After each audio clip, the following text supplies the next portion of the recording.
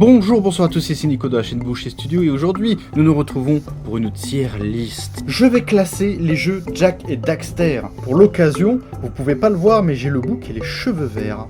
Voilà une photo. J'ai joué à tous les opus et il est temps pour moi d'en faire un classement.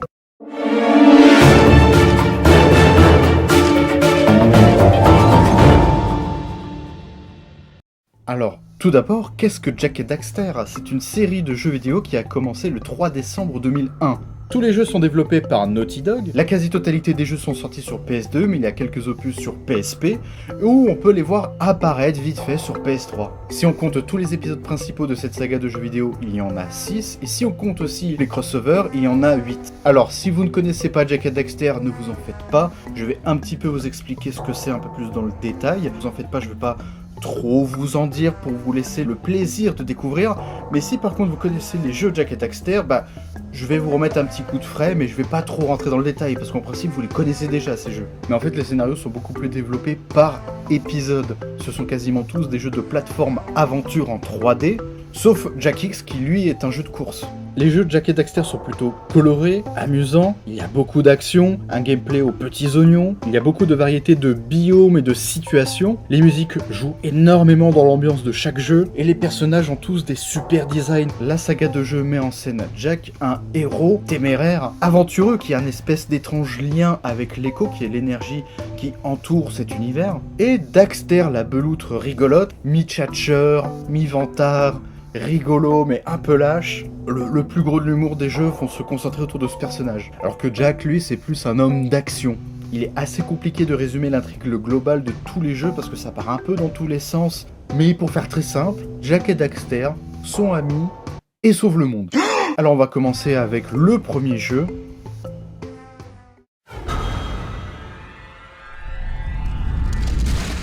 Jak et Daxter The Precursor Legacy, qui raconte l'histoire de Jak et Daxter, deux jeunes garçons qui se promènent dans des endroits où ils ne devraient pas se promener, dans un univers chatoyant, rempli de couleurs, un peu mi-cartoon, mi-féerique, et leur vie vont complètement changer le jour où Daxter, le plus fifou de la bande disons, tombe dans une mare d'écho noir.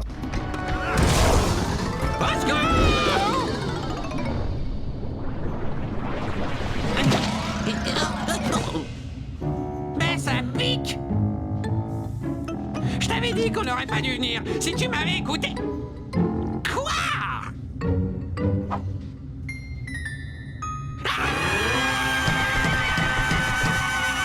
Ce qui va le transformer en beloutre. Ça va. Et à partir de ce moment, Jak, Daxter et une galerie de personnages et d'héros qu'on va apprendre à découvrir au fil du jeu et des jeux vont essayer de trouver un moyen de rendre sa forme normale à Daxter.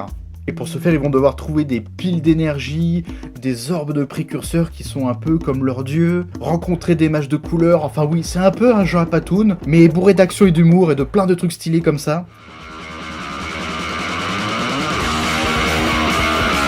Jak et Daxter, premier du nom, je vais le mettre dans les B.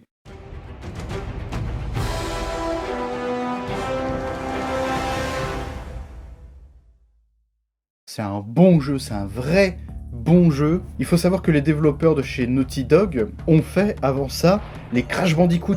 Et donc il y a beaucoup de similitudes et en même temps c'est très différent. Le jeu est très coloré comme la plupart de ses confrères à cette époque-là.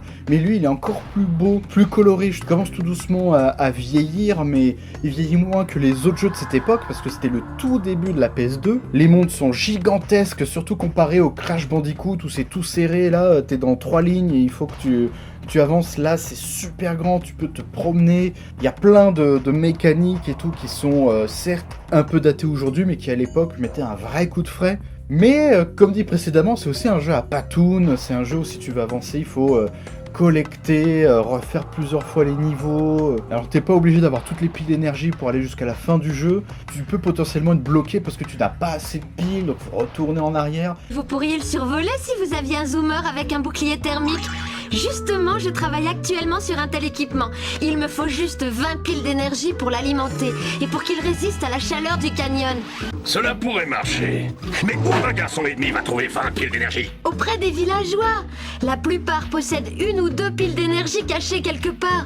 Et même s'ils ne veulent pas les donner, il suffira de leur graisser la patte avec quelques orbes précurseurs pour les convaincre. Et je suis sûre qu'il y en a quelques-unes de plus dans la nature qui n'attendent que de braves aventuriers. Eh bien, on a le brave aventurier, au moins. C'est un peu un mélange entre Crash Bandicoot, Mario 64 et d'autres jeux un peu du même style. À cette époque-là, les gens de Naughty Dog parlaient beaucoup avec les gens de Insomniac Games et ils échangeaient des technologies et tout. Et eux, de leur côté, ils faisaient Ratchet & Clank, qui, pour le coup, a vraiment mis un énorme coup de frais dans le genre, quoi. Très sincèrement, je pense que c'est un très bon jeu, mais je pense que les gens en parlent toujours aujourd'hui parce que c'est le premier épisode d'une saga qui nous a tous plus ou moins marqués. Même si moi je suis tombé amoureux de la saga après, je garde beaucoup de sympathie pour cet épisode, même si je trouve qu'il a un peu vieilli.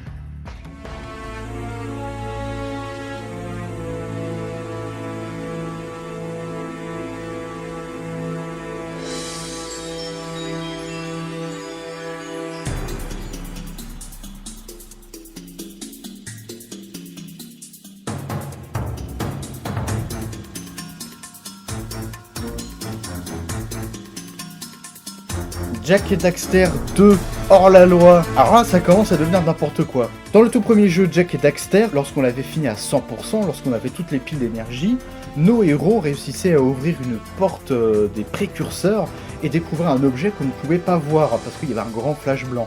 Et bien dans l'épisode 2, on découvre cet objet qui est une sorte de véhicule. On ne sait pas trop à quoi ça sert, mais nos héros vont faire un test et essayer de décoller avec. Alors je vais pas vous spoiler parce qu'il y a beaucoup de choses à découvrir, mais nos héros arrivent dans une ville un peu futuriste qui s'appelle Abbeville, qui casse complètement avec l'univers un peu féerique du premier jeu. Là, on est dans une ville grise, il y a des débuts de guerre civile, il y a un baron dictateur, il y a plein de choses qui font que ce jeu est très particulier parce que voilà, ils ont voulu nous proposer une aventure complètement différente et pourtant qui reste cool parce que Jak et Daxter, premier du nom, était l'évolution de tous les jeux de plateforme aventure de l'époque de la PS5 qui allait vers la PS2. Et là, c'est la même philosophie, on va encore plus loin, des univers encore plus complexes, des scénarios plus aboutis, plus grands, même si moi personnellement, on en parlera un petit peu tout à l'heure, je le trouve parfois un peu edgy, un peu adolescent, on va dire, pour être le plus tendre possible. Reste que d'un coup ça parle de dictature, de rébellion, de gangsters, ça change beaucoup et c'est pas étonnant parce que dans les inspirations qu'ont eu les gens de Naughty Dog pour ce jeu, c'est Matrix, GTA San Andreas, on peut rajouter des trucs genre Fast and Furious, tout ça, il y a tout cet univers là qui est développé, il y a même beaucoup de Star Wars dedans, et du coup à ce jeu je lui donne un A.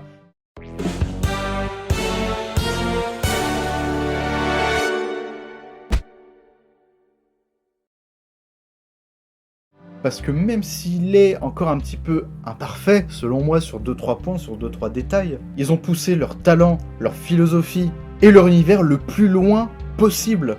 Et même si j'aime pas le look de Jak dans le jeu, et même s'il y a 2-3 trucs que je trouve un petit peu, un peu hasardeux, dans tout ce qui est de plus pur, dans le jeu pur, dans le gameplay pur, tout est super. Il y a beaucoup de variétés de gameplay.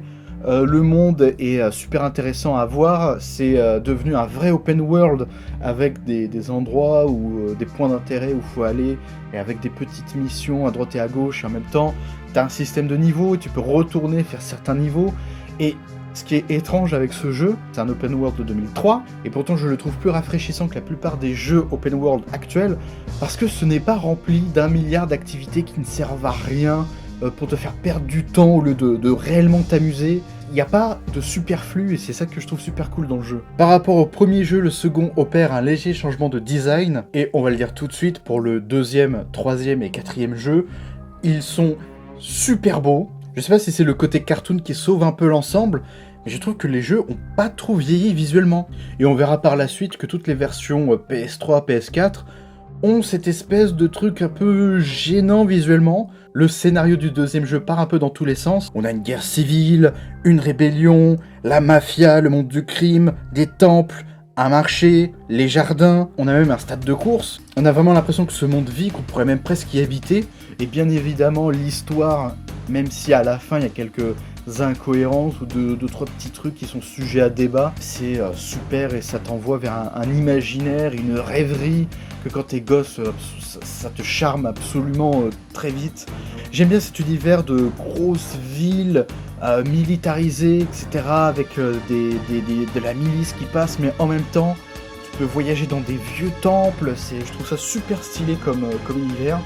Mais par contre, le jeu a, selon moi, un gros défaut, c'est son apparente maturité, entre guillemets. C'est une époque charnière du monde du jeu vidéo. On passe d'une époque où tout était beau, coloré et pour les enfants, entre guillemets, à une époque où on essaie de prouver qu'on peut être mature, plus grand, plus majestueux, trouver ses lettres de noblesse. Même si en réalité, c'est une zone plutôt floue, hein. Il y a toujours eu des jeux pour adultes, et aujourd'hui il y a encore des jeux pour enfants. Mais à cette époque-là, on essayait vraiment de se sortir de cette image de jeu pour enfants. Et je trouve que Jak 2 en fait trop.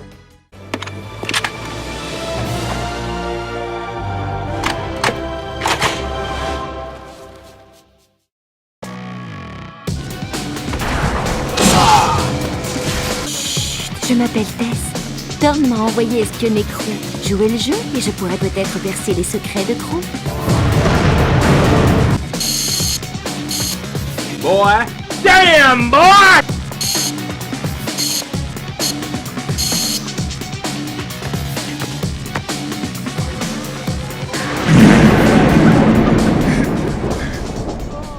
C'est edgy, dark Sasuke, ou je sais pas quel terme on pourrait employer. Je veux dire, écoutez la toute première phrase que prononce Jak. Je vais tuer Praxis. Et vas-y qu'on sort les gros guns, et vas-y qu'on sort les grosses motos. Alors attention, disons qu'il y a un petit côté un peu immature et adolescent qui fait que le jeu a pas si bien vieilli que ça en termes de thématique. Par exemple, il y a le baron Praxis qui est le dictateur de cet univers, et ben il est méchant pour être méchant. Même si on apprend qu'il y a une espèce de bisbille avec les Metalheads, je vais pas en parler plus, je vais pas vous spoiler, reste que il est méchant pour être méchant, il est dictateur pour être dictateur. Une vraie œuvre mature aurait passé plus de temps à nous expliquer comment il est arrivé au pouvoir, pourquoi, sur quelle thématique il a appuyé sa campagne par exemple. Là, on est très dans le « je suis méchant parce que je suis méchant ». Mais ce qui est intéressant, c'est qu'il est vraiment le cul entre deux chaises. Jak 1, c'était un peu immature pour les enfants, jeu à patoun, on rigole, mais c'est quand même plus sérieux que ce qu'on avait avant. Et Jak 2 est un peu moins mature et maîtrisé que l'épisode 3. Et d'ailleurs, c'est une super transition. Partons. Je sens qu'une tempête se prépare.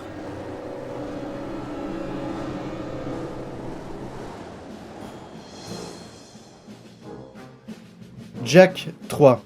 À cause de certaines rumeurs et quelques manipulations politiques, Jak s'envoie exilé dans les terres pelées. Il se fait trahir par Abbeville, il a quelques contacts avec ses anciens amis, mais là il se retrouve seul dans le désert. Et il va faire la rencontre de Damus. Damus, qui est le roi des renégats, qui sont tous dans une petite ville de survivants qui s'appelle Spargus. À partir de là, Jak va devoir se préparer, retourner à Abbeville pour faire le dernier grand combat du bien contre le mal et sauver le monde une ultime fois. Ce jeu-là, je vais vous le dire tout de suite, pour moi c'est même pas un A, c'est un S.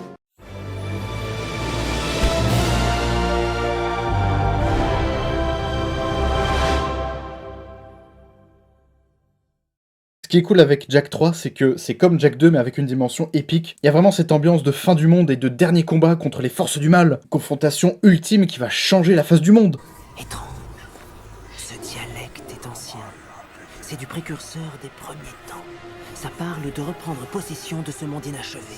On dirait des coordonnées. J'ai comme l'impression qu'on va pas aimer ce qui nous attend.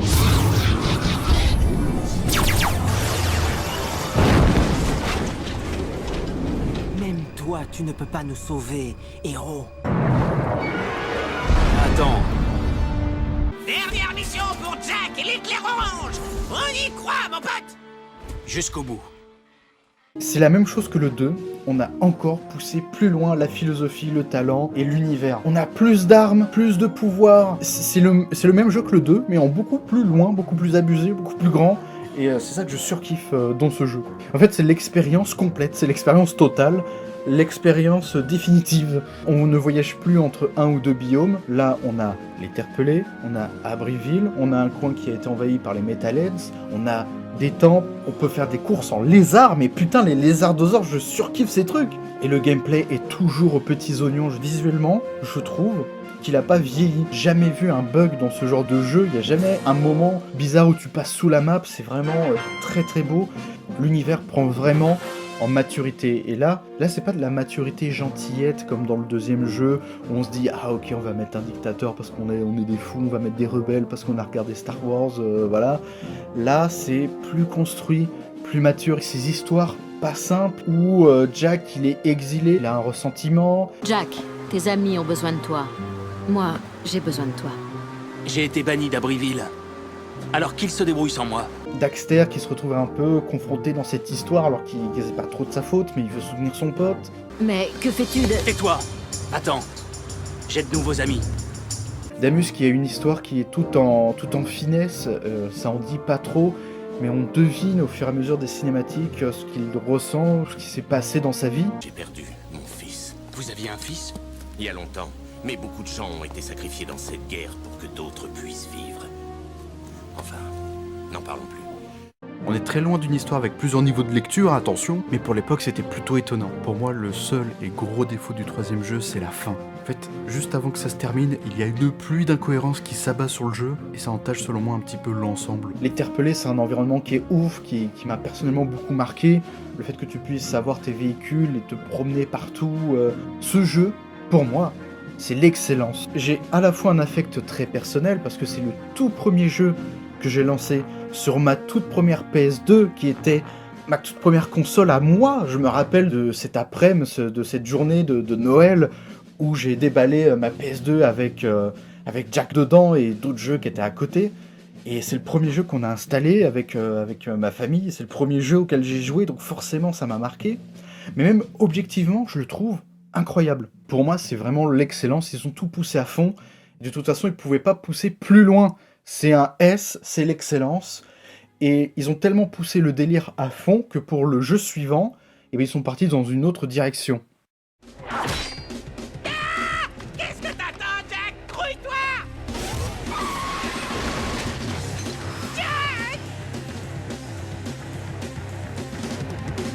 Jack X, le concept du jeu est super simple, en fait c'est une compétition de voitures. Nos héros sont victimes d'un espèce de complot à base de poison et sont obligés de participer à une compétition de course, tir, match à mort, pour pouvoir gagner le trophée et le remède au poison. Alors ce jeu, pour moi, je le trouve sous-coté et ce jeu je vais lui donner un A.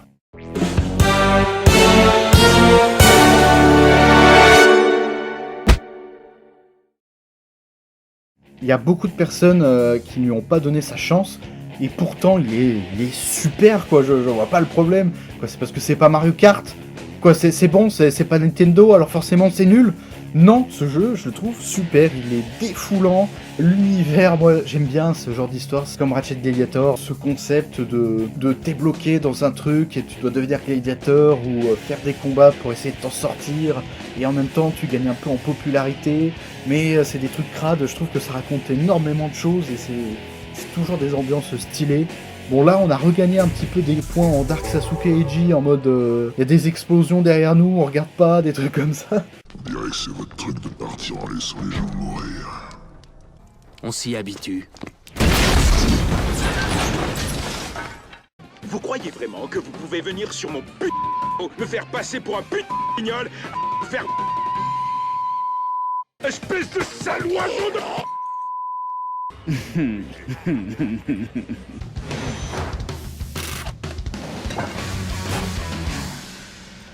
I think we got a winner. Sweet, AC. Et je vous vois, vous allez me dire, ah mais Nico, t'es un peu hypocrite, t'as dit que le deuxième jeu il était un peu immature. Alors j'ai pas dit ça, je lui ai donné un A. Je dis que le scénario est bien, mais qu'il y a 2-3 endroits où c'est un peu mal maîtrisé. Mais là tu encenses un jeu qui est quand même bien débile. Oui, mais c'est constant, c'est toute une ambiance qui fait qu'on recherche un peu cette vulgarité, ce côté un peu crado, débile, adolescent, stoner, badass, un peu débile, les explosions, les gros lolos. On a envie que ça soit vulgaire, que ça soit un peu gras. Mais ça fait partie d'un ensemble, le jeu est beaucoup plus Fast and Furious dans l'esprit. C'est un peu débile, mais c'est suffisamment débile pour en devenir marrant et pas affligeant. Et pourtant, je trouve que pour ce que c'est plutôt bien construit comme scénario. Les courses sont mortelles.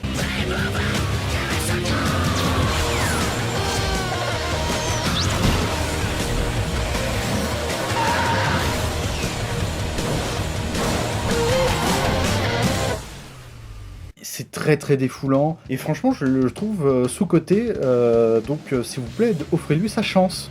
Je ne peux pas le juger comme un autre épisode de la saga, vous vous doutez bien que c'est un jeu de course, je peux pas le comparer avec des jeux de plateforme aventure, mais voilà, je lui ai offert cette petite place spéciale de jeu sous-coté.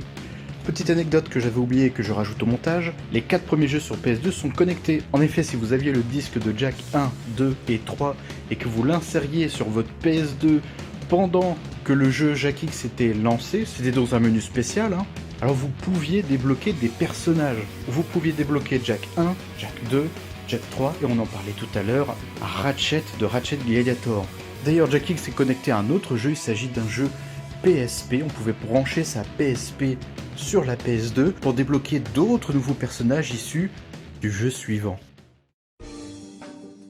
Après ça, c'est Daxter, le jeu 100% PSP du lot. Alors, je vais vous le dire tout de suite, j'aime beaucoup ce jeu, je le trouve super. Il est probablement adapté à sa plateforme, parce que c'est vrai que une PSP, ça peut être moins puissant qu'une PS2. Et donc, ils n'ont pas poussé leur philosophie à fond cette fois-ci. C'est un peu un rétro-pédalage, mais les gens qui ont produit le jeu se sont dit qu'ils n'allaient pas faire un déshonneur à Jak et Daxter. Vu qu'on peut pas être aussi ambitieux qu'eux, vu qu'on ne peut pas aller plus loin que sauver le monde pour la 3e fois, on va offrir une petite aventure à Daxter. Ils lui ont donné des armes un petit peu différentes. Il utilise un pulvérisateur. Et ça raconte la période de 2 ans où Daxter a été séparé de Jak quand ils sont arrivés à Abbeville pour la première fois. Le jeu est super, il est peut-être un peu limité, mais il est super, donc je vais le mettre dans les B.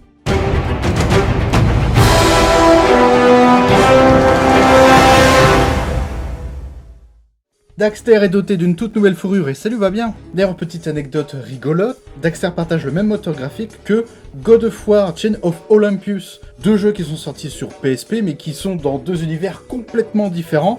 Et d'ailleurs, oui, il y aura, c'est quasiment une certitude, une tier list sur les jeux God of War, et même quasiment sûr sur Ratchet & Clank, que du teasing.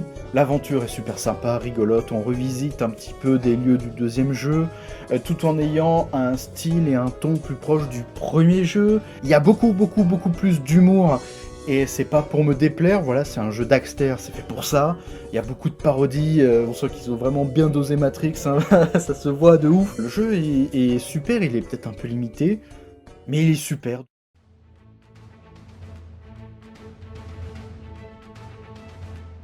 Cette fois-ci, on rentre dans la déception de cette tier list, c'est Jak and Daxter Lost Frontier. J'aime pas ce jeu, je l'ai fini 2 ou 3 fois.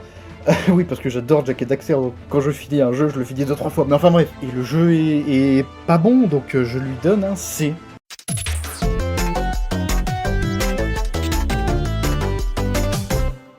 Une chance, il est relativement court. En fait, le monde a encore besoin d'être sauvé.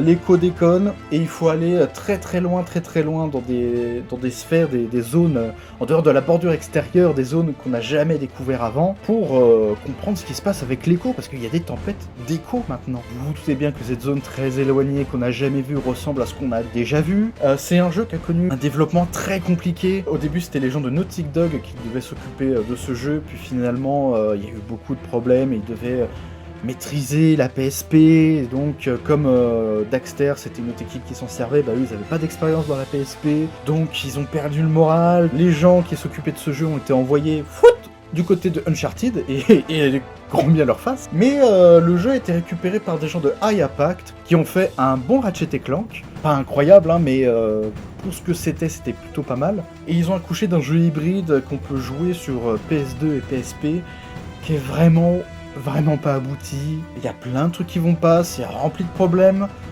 Les phases en avion, c'est quand même le cœur de ce jeu-là. Puis une grosse partie avion, c'est genre 50% à pied, 50% avion. La partie avion, elle est chiante à mourir pour viser, pour aller quelque part, c'est toujours long et laborieux. C'est un sentiment très étrange de jouer à ce jeu. Et puis en français, ils ont changé le casting vocal, donc déjà, ça fait ça en moins. c'est pas de leur faute, je leur reproche pas trop au jeu, mais ça fait quand même ça en moins. Daxter, ok, il est un peu stylé comme ça, mais ils lui ont donné une transformation en écho, ce qui est complètement incohérent, parce que il est devenu une belôtre parce qu'il est tombé dans de l'écho noir. Pourquoi? Si tu le rajoutes encore dans l'écho noir, cette fois-ci il se transforme. La transformation, c'est pour Jack. On nous explique que c'est le seul personnage de cet univers capable d'absorber l'écho de cette manière. Donc pourquoi? Parce que maintenant, Daxter il fait ça gratos. Bon, je crois qu'il y a des histoires d'écho modifiées, etc., mais... pareil, c'est cool, les phases sont cool, mais c'est bizarre. Jack, c'est celui qui souffre le plus dans ce jeu parce qu'il a vraiment aucune dégaine. Il aurait pu être méga stylé avec sa tenue un peu d'aviateur et tout, mais je sais pas pourquoi ils l'ont fait blond, avec une coupe lambda, une tête lambda, on dirait un vieux camionneur bizarre, genre... il a aucun charisme. Ce que je trouve cool chez Jack, c'est ses coupes de cheveux flamboyantes, avec ce vert et ce jaune, c'est cool quoi. Ça a toujours été l'un des points forts des jeux Naughty Dog, des super designs qui transpirent la classe et la coolitude. Et là, Jack, il ressemble à rien. Même les personnages secondaires des jeux étaient super bien habillés. Là, laissez tomber, on dirait vraiment l'équipe B, l'équipe C, voire l'équipe D. C'est vraiment les designs qui n'ont pas été sélectionnés pour les jeux précédents. Il y a même des personnages qui sont en double ou en triple. Des personnages qui parlent, qui sont en gros plan que l'on voit, qui sont copiés et dédoublés. Au rapport comme prévu, capitaine. Bien joué, garçon. Tu as attrapé Skyhead. J'ai juste utilisé de vieilles ruses de pirate. Comme je l'ai dit, je suis vieille école.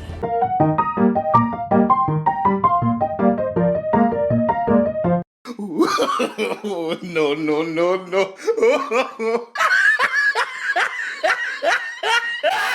D'ailleurs, Kira aussi a subi un redesign, c'est le seul personnage qui avait gardé la même tête du premier jusqu'au 4e jeu.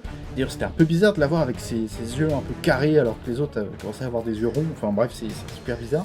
Et même ses vêtements qui étaient ultra simplistes. Là, elle a un peu plus la classe, mais on a du mal à se dire que cette personne est Kira. C'est un sentiment très étrange. Le développement de ce jeu a été catastrophique et ça se sent quand on y joue. Alors c'est un jeu qui se voulait être un spin-off et lancer d'autres jeux, Jack et Daxter, sur d'autres plateformes, mais qui s'est cassé la gueule. Donc, si vous voulez revoir Samos, Sig, d'autres personnages comme ça, voilà, c'est mort en fait, ils voulaient partir sur une autre direction.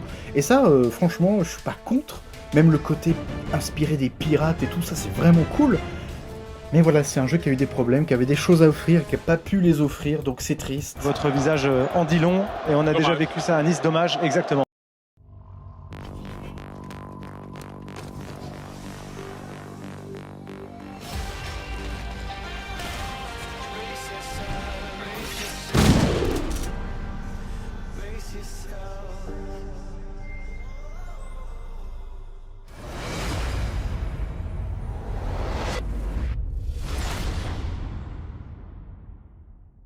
Bon allez, on finit vite fait avec les bonus, avec PlayStation All-Star Battle Royale. C'est con, ils auraient pu faire un titre vachement plus court, mais bon, voilà. Qui est une sorte de Smash version PlayStation, que j'aime beaucoup. Je sais qu'il est rempli de défauts, que le casting est un peu moyen, que c'est très hasardeux des fois de jouer à ce jeu, que t'as des combos qui sont parfois très inspirés des jeux originaux de chaque personnage, mais qui des fois sont soit impossible à sortir, soit tu fais 2 coups et c'est fini. Enfin, c'est un jeu qui est pas très optimisé, qui aurait mérité avoir eu un peu plus de temps, peut-être un peu plus de budget pour un peu peaufiner. Mais en l'état, comme il est là, moi je l'aime bien. Moi il m'amuse. Ce jeu m'amuse. Jack est un bon personnage, je trouve. Le moveset de Jack est très inspiré des anciens jeux. D'ailleurs, il a un statut un peu bâtard, c'est mis un personnage à distance, mais pas trop. Et c'est aussi un personnage corps à corps, mais pas trop non plus, c'est bizarre. Jack a le droit à son petit scénario personnalisé, et même si ça ne vole pas bien haut, dans son aventure, il va rencontrer Ratchet, et il va nous offrir une baston qu'on attendait depuis 2002. On a croisé pas mal de vrais barjots dans ta petite aventure. Comme ce truc, par exemple. 2 têtes! Qu'est-ce que t'as dit? Pardon? Ok, le petit c'est juste un acolyte. Est-ce que je rêve ou cette espèce de belette vient de m'appeler acolyte? Espèce de belette! Je crois qu'il est temps qu'on vous apprenne les bonnes manières. Je suis déçu. Je suis déçu! Déçu! Qu'est-ce que je suis déçu. Allez, laisse tomber, là. Et c'est pour ça que ce jeu, malgré ses problèmes, je lui donne un B, parce que je m'amuse dessus.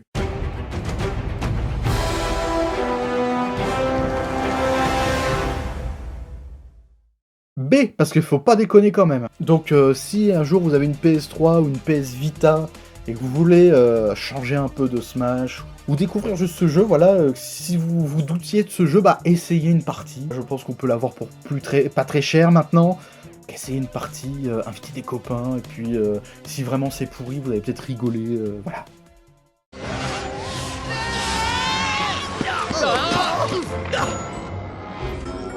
Ratchet et Clank, Jack et Daxter, Sly et Bentley. Clairement, les héros les plus incroyables qui soient. Je vous souhaite la bienvenue au tout premier jeu héroïque inter-univers. Qu'en dites-vous? Faire mieux que tous ces types? Chouette plan de vacances. Ouais, je suis partant pour une compétition amicale. Ou moins amicale. J'en suis. Que les jeux commencent! Le dernier jeu bonus que je vous présente, c'est PlayStation Move Heroes. C'est le plus récent, j'ai eu le PS Move très récemment. Donc j'étais super content de finir le tout dernier jeu qu'il me fallait pour compléter la saga Jack et Daxter. Et quelle déception! Et ce jeu, je vais lui donner un gros D comme dégueulasse!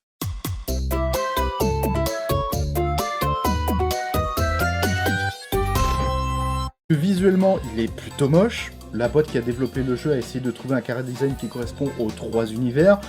Mais là, ils sont tous les trois égaux, ils ont tous les trois dégusté, ils sont tous immondes. Que ce soit Sly qui n'est pas en cel shading, Ratchet qui est bloqué entre la génération PS2 et PS3, et Jack qui ressemble plus à grand chose.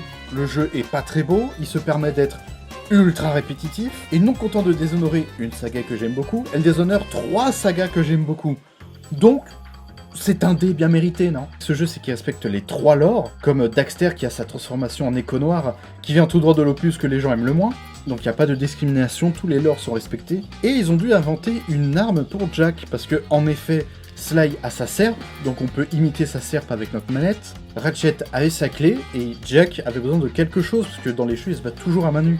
Ou avec un gun. Le jeu me prenait par des sentiments, t'as une petite cinématique où t'as Jack et Daxter, des persos que j'aime beaucoup, Ratchet et Clank, des persos que j'aime beaucoup, et Sly Cooper que j'aime beaucoup aussi. On les voit tous ensemble interagir, et le jeu, pendant les premières missions, est très divertissant, parce que moi j'ai pas grandi avec la Wii, et donc quand j'ai découvert le PS Move, j'étais en mode ah oui, c'est comme les fois où j'allais jouer chez un pote à la Wii vite fait, que je lui piquais sa manette. Wow, c'est cool, faire du frisbee c'est cool, frapper des gens c'est cool, à pas sortir du contexte. Mais au bout de 3-4 missions, on a fait le tour, hein, et le jeu est plutôt long hein, pour ce que c'est, vraiment. Enfin bref, moi ça m'a un peu saoulé, j'ai eu beaucoup de mal à le finir. C'était à cette époque, en 2013, où il fallait vite sortir des jeux pour le PS Move, et ils leur ont pas accordé suffisamment de temps. Mais non, ils ont voulu tout sortir en une année. Et c'est con, voilà, c'est con parce que le jeu il est pas abouti. En plus, pour une raison que j'ignore, tous les personnages sont débiles, et surtout Jack. Regardez les marchés. Jack passe vraiment pour un gros bourrin. Dis donc, boule de poil, c'est quoi cette affaire?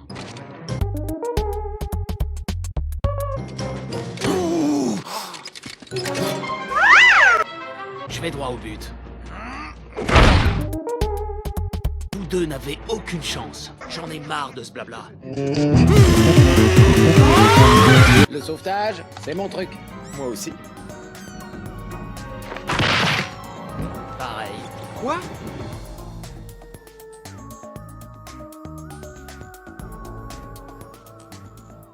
Je ferai n'importe quoi pour éviter ces épreuves à la noix. Bon, dernière petite blagounette pour la route. Ma musique préférée du jeu s'appelle Repeat Crème. Ils ont fait une faute sur le mot crème. Repeat Crème. Et donc, voilà, une cruelle déception. Ouh là là, c'est la décadence, hein.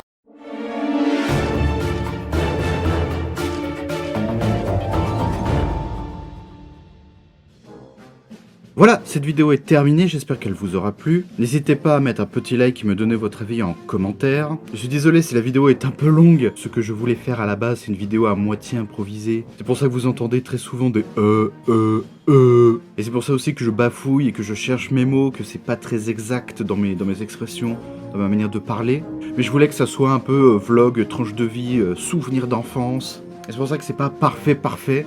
Puis il a fallu que je me réadapte à mon nouvel ordinateur et à ma nouvelle manière de monter. Bon, c'est imparfait, mais voilà, c'est un pilote, c'est un premier épisode. À l'avenir, j'aimerais faire d'autres vidéos tier list, et surtout, j'aimerais faire d'autres vidéos dans l'univers de Jak et Daxter. Jak et Daxter, c'est une série de jeux qui a marqué mon enfance, qui a même marqué mon imaginaire. J'aime cette ambiance austère, aride, mais quand même remplie d'humour. J'aime ce côté un peu féerique et cartoon, et en même temps ce côté dur, sérieux, mature. Et bien sûr, comme j'ai grandi dans les années 2000, j'aime bien aussi cette ambiance un peu edgy. Et ce qu'on peut remarquer vis-à-vis des jeux, c'est leur qualité. Même si c'est une carrière en montagne russe, c'est-à-dire que ça monte très vite et ça descend très vite aussi. Depuis, la saga est morte, il n'y a plus aucun jeu, il n'y a que des compilations et des remasters qui sortent. Et même s'il y a un projet de film, on en reparlera peut-être un jour dans une autre vidéo, Jak et Daxter ne sont pas prêts de revenir.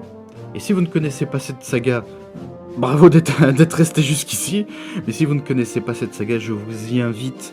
S'il vous plaît, donnez-leur leur chance à ces jeux.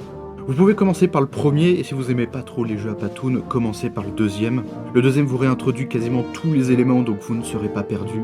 Moi j'ai commencé par le troisième, et c'est parce que j'avais pas le choix. Je vous rappelle que c'était un cadeau de Noël, mes parents ils y connaissent rien en jeux vidéo. Mais quel kiff, quel plaisir de me replonger là-dedans pendant plusieurs semaines, plusieurs mois, parce que je prépare d'autres vidéos sur le sujet. Donc n'hésitez pas à vous abonner. Merci à tous, et je vous laisse devant quelques images un peu énigmatique. À la prochaine tout le monde. J'ai passé ma vie à chercher les réponses que mon père et ses ancêtres ne sont pas parvenus à trouver. Qui étaient les précurseurs? Pourquoi ont-ils créé ces immenses monolithes qui changent notre planète? Comment ont-ils maîtrisé l'écho, l'énergie vitale du monde? Quel était leur but? Et pourquoi ont-ils disparu? J'ai demandé aux plantes, mais elles ne s'en souviennent pas. Les plantes ont demandé aux pierres, mais les pierres ne s'en souviennent pas. Même les pierres ne s'en souviennent pas. À chaque âge, ses épreuves. Les pierres ont connu la brûlure de la flamme pour devenir indestructibles. Les plantes ont résisté au vent puissant pour nous donner la vie. J'ai beau être un très vieux sage, je n'ai connu qu'une seule grande épreuve. Mais l'homme qu'elle a révélé est un héros à jamais.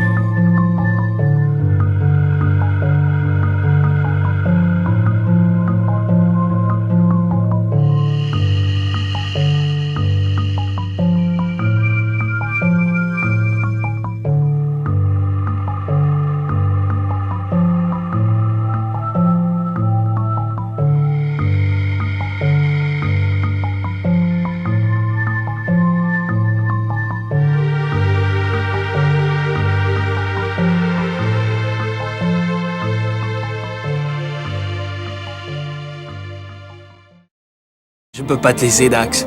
Avec toutes les aventures à venir, tu tiendras jamais le coup sans moi. On forme une super équipe.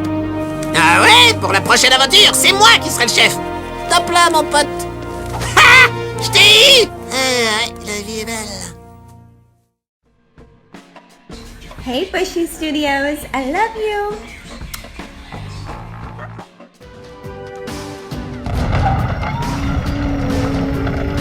Waouh! Qu'est-ce que c'est? Waouh, c'est magnifique. Par les précurseurs.